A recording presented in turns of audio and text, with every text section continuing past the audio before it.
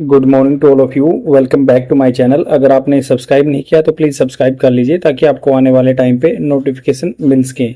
जैसे कि आपको पता है डेली मैं स्पोकन इंग्लिश की एक वीडियो लेके आता हूं जिसमें आप बहुत सारे वोकेबलरी वर्ड्स को सीखते हैं जो कि आपके एग्जाम पर्सपेक्टिव से भी बेनिफिशियल रहते हैं।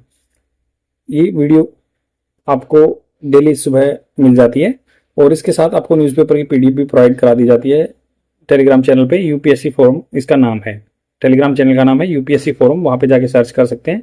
आपको इंडियन एक्सप्रेस और द हिंदू न्यूज़पेपर की पीडीएफ फ्री में प्रोवाइड करा दी जाती है।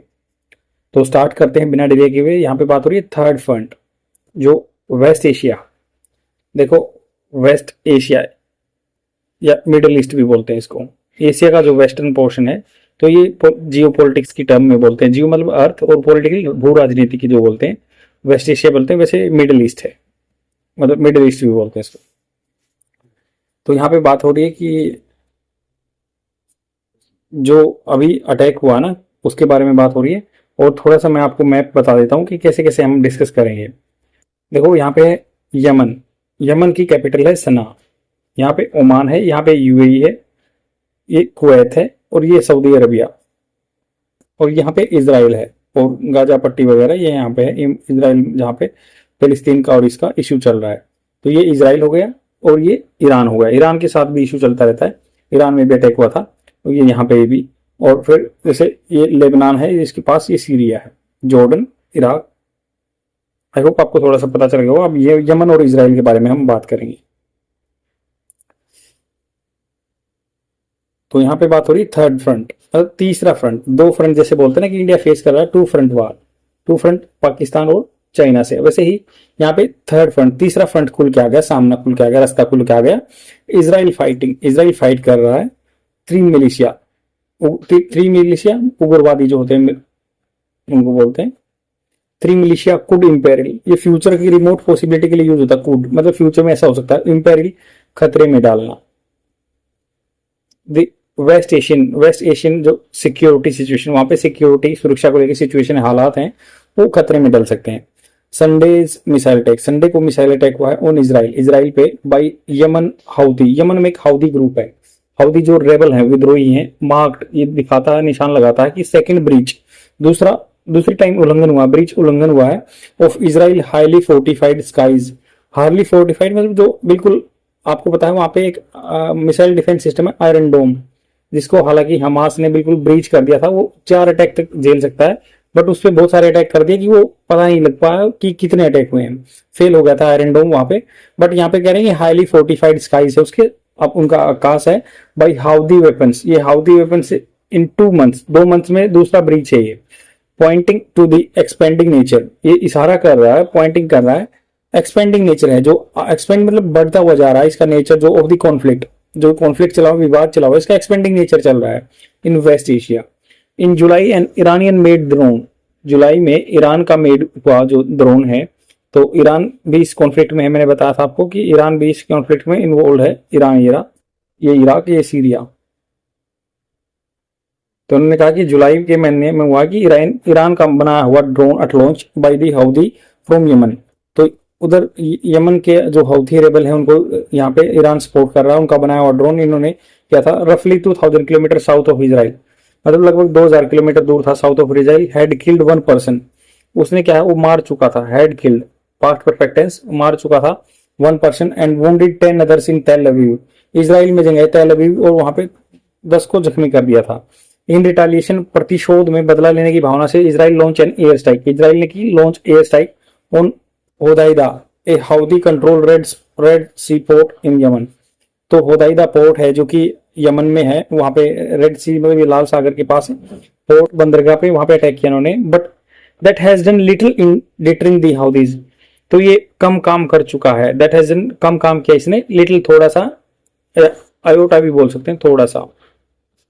इन डेटर करने, डराने के लिए, डेटरिंग दी हाउदीज को डरा नहीं पाई। इजराइल अथॉरिटी, इजराइल की जो अथॉरिटी हैं, हैव प्रोवाइडेड कॉन्फ्लिक्ट अकाउंट्स, उन्होंने क्या प्रोवाइड कर चुके हैं, प्रदान कर चुके हैं कॉन्फ्लिक्ट विवादपूर्ण अकाउंट्स, मतलब जो किस्से हैं अबाउट द संडे अटैक के।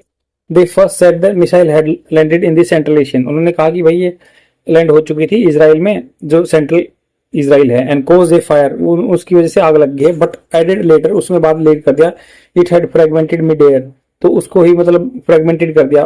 फ्रेगमेंटेड क्या था, एक चीज को कई हिस्सों में तोड़ देना, मिड एयर में ही उन्होंने ब्लास्ट करवा दी थी, ये बोल रहे हैं। अनदर ऑफिशियल, दूसरा एक ऑफिशियल उन्होंने कहा कि इट वाज इंटरसेप्टेड, इंटरसेप्ट होता है बीच में इंटरवेन करना, हस्तक्षेप करना, ब्रेकिंग इट इनटू पार्ट्स, उसको पार्ट में बांट दिया था बीच में ही आकाश में, but not destroyed it, but उसको डिस्ट्रॉय नहीं किया। वेदर वट एवर, जो भी हो द फैक्ट्स, कुछ भी सच्चाई हो, it should remain a security concern, ये सिक्योरिटी की चिंता की बात है फॉर इजराइल के लिए, and which has been fighting a disasters war in Gaza, जो बिल्कुल खतरनाक ध्वस्त करने वाली लड़ाई फेस कर रहा है गाजा में फॉर ओवर 11 महीने से, and a slow burning war, slow burning मतलब होता है बिल्कुल हल्के हल्के चल रही है विद लेबनान हेजबुल्ला, लेबनान जो है उसकी हेजबुल्ला भी वहां पे जाती है इन इजराइल नॉर्थ। तो लेबनान की जो है ना, यहाँ पे ये लेबनान है, और लेबनान के यहाँ पे हेजबुल्ला कम्युनिटी है, वो भी यहाँ से अटैक करती है इन पे, ये इजराइल के नॉर्थ में एरिया में लेबनान में। तो यहाँ पे बात की है कि भाई ये इजराइल के नॉर्थ में भी कर रहे हैं अटैक हिजबुल्ला के द्वारा, and Israel north, and that the Houthis are penetrating, वो भी पेनिट्रेट क्या था, अंदर तक घुसना, इनटू एयर स्पेस में घुस रहे हैं। इजराइल माइट मतलब क्या सकता है, इजराइल कर सकता है ऐसा, लॉन्च रिटालिटेरी मतलब प्रतिशोध में स्ट्राइक्स कर सकता है ऑन यमन अगेन, यमन पे दोबारा से, बट द क्वेश्चन ये उठता है कि वेदर की कहाँ दिस वुड डेटर दी हुदीज, क्या ये हुदीज को डराने में कामयाब रहेंगे।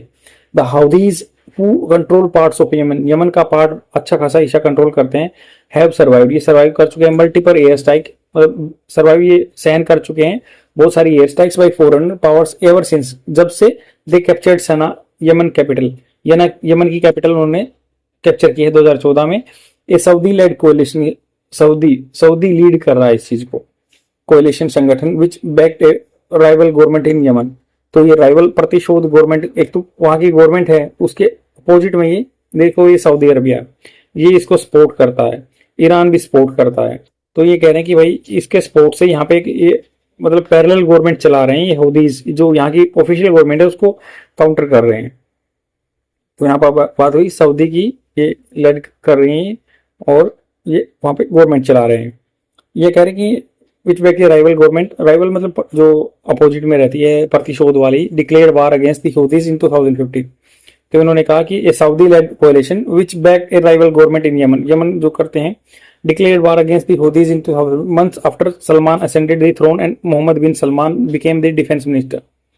जब ये मोहम्मद यहाँ पे बात हुई कि सऊदी के द्वारा लीड की जाने वाली कोalition संगठन विच बैक के राइवल गवर्नमेंट इन यमन, जो राइवल गवर्नमेंट प्रतिशोध वाली गवर्नमेंट है, अपोजिट गवर्नमेंट बना के रखते हैं, डिक्लेयर्ड वार, उन्होंने वार डिक्लेयर की थी अगेंस्ट दी हौदीज, हौदीज के खिलाफ 2015 में, मंथ्स आफ्टर सलमान, जब किसके बाद, सलमान बिन रश्दी, जो सलमान असेंडेड मतलब थ्रोन पे बैठना, द थ्रोन गद्दी पे, एंड मोहम्मद बिन सलमान बन गए defence minister, but Saudi bombing fail to disclose the Houthis, तो सऊदी मतलब इसके अगेंस्ट में हाउदीज के, इन्होंने कहा कि सऊदी बॉम्ब डाले उन्होंने, फेल टू डिस्क्लोज होता है एक जगह से हटा देना, द हाउदीज को हटाने से बहुत मतलब मुश्किल रहा, which eventually led to the fragile ceasefire between the Houthis and Saudi backed government in Yemen.